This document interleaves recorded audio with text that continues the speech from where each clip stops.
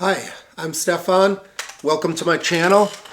We talk about how to have a great retirement here, how to plan for it, starting years ahead of retirement, how to get yourself ready, and then how to make the most of that opportunity, of that gift of retirement.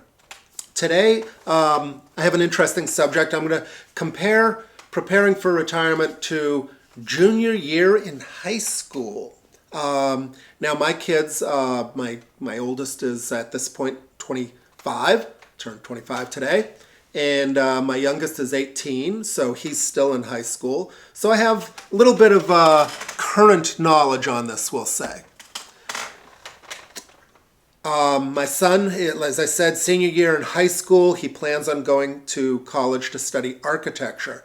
And so it's a year that's been marked by college visits and applications and, loan applications, financial aid applications, that kind of thing. Some colleges accepted him, some did not, but he got into the one that he really wanted. Very excited about that, and a great program. But senior year actually wasn't the difficult year. The difficult year was junior year. And junior year is where a lot of us are as we come, maybe let's say 5 years before we retire. It's a lot like a high school student's junior year. So, there are kids who know from a very early age that they want to be a pediatric neurosurgeon. Their parents might not even have gone to college, but they know this. And you say, how does that kid know that? And then what ends up happening? They become a pediatric neurosurgeon. I don't know how it happens. A lot of kids, and I'd even say most kids, get to junior year in high school, and it's a big challenge on what they want to do afterwards. Do they want to go into a trade? Do they want to go into the military? Do they want to go to college? What do I study in college? So it's a lot that's put on someone who hasn't had a lot of exposure to the broader world yet. When my daughter was in her junior year, I was asking her, hey, what does this friend want to do? What does that friend want to do? Her answer to me was, Dad, nobody wants to talk about this. So it was a lot of stress on the kids. And I remember when I was in high school, John Mellencamp wrote a song, Jack and Diane. And one of the lines was, holding on to 16 as long as they can, which I didn't really understand at the time. And now I know what it means is, 16, they get their driver's license. There's a lot of freedom that's happening. But Jack is still talking about playing football in high school and being a football star, looking for what he's going to do long term. And so this holding on to 16 was a way of saying, I'm not quite ready to be an adult yet, but I know it's happening. So this is real similar to us, in that 5 to 10 years before retirement. My wife and I, we've got my son. We're working with him. We knew some of his strong skills. My daughter knew pretty much what she wanted to do, so that was easier for her to choose a career. It was a little more difficult for my son because he's good at a lot of things. So my son Mache had been thinking of engineering like me. He saw that I traveled a lot. I had a very interesting job in some ways, and he thought that might be a good lifestyle for him. He likes the technical challenge, but he also considered digital video production, and he has, through his high school, a lot of experience in that career choice. He's a very good artist, and thought about, is there some way I can incorporate my artistic abilities into a career? Well, in engineering, not too much. You could incorporate the video, but the artistry, not too much. He took courses in, he's a good musician, and he took courses in music production And that was something that interested him. And again, how do you incorporate that into a career, or do you do that as a career? What are the choices there?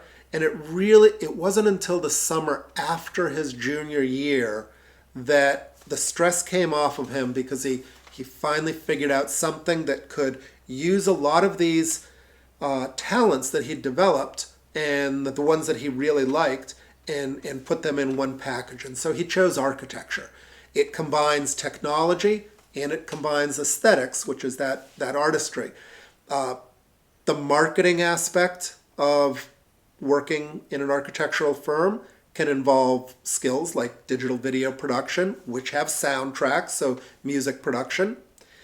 And it's just a field where he's going to incorporate all of his interests. So why do I tell this story? I tell this story because I view retirement as an incredible opportunity. It's one that not everybody gets. I have numerous friends who, they're not here today. They didn't get their chance at retirement.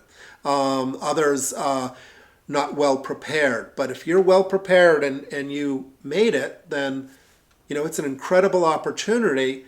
And I think just great idea to make the most of it.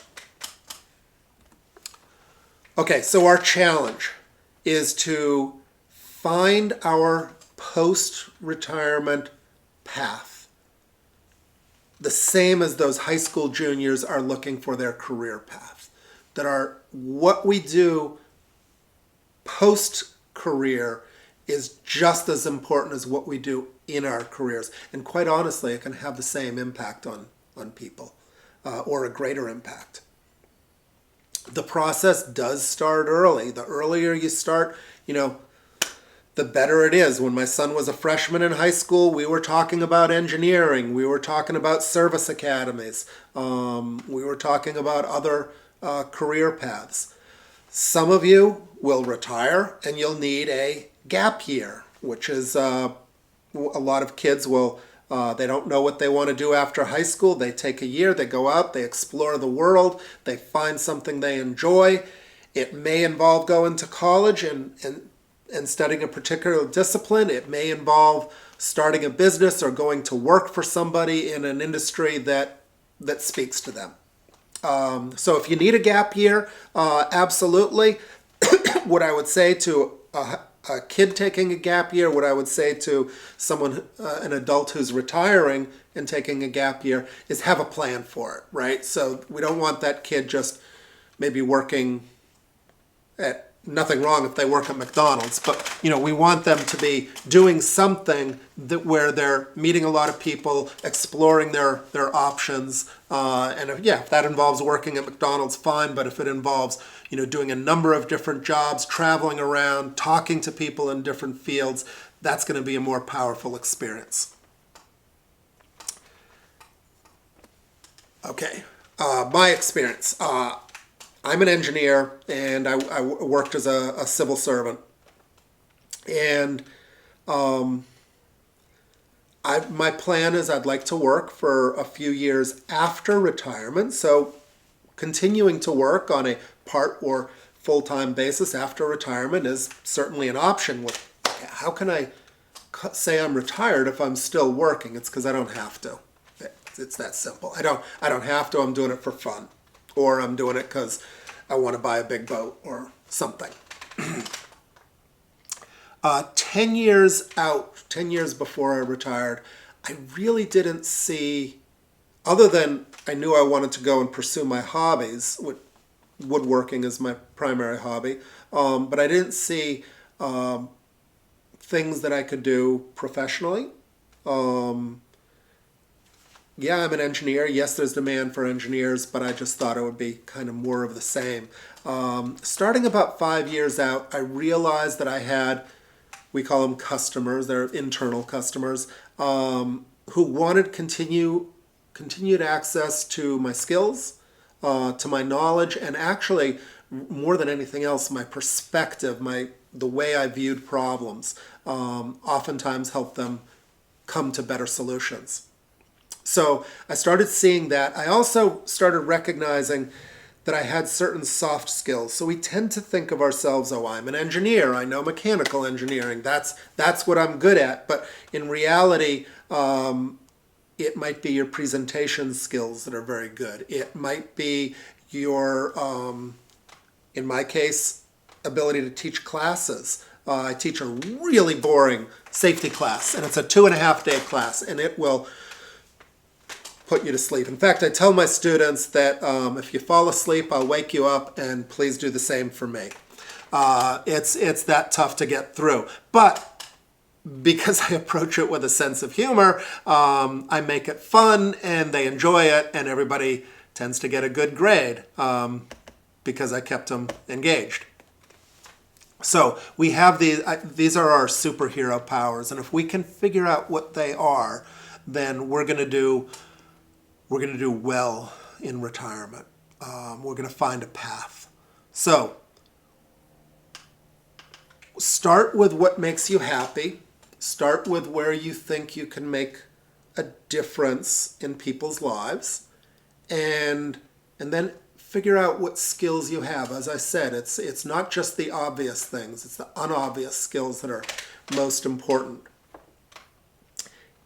And yeah, that's my advice there. My other videos, I'm going to be talking about this process of finding your path and finding, your individual skills. I hope this was helpful. Obviously, the likes are great.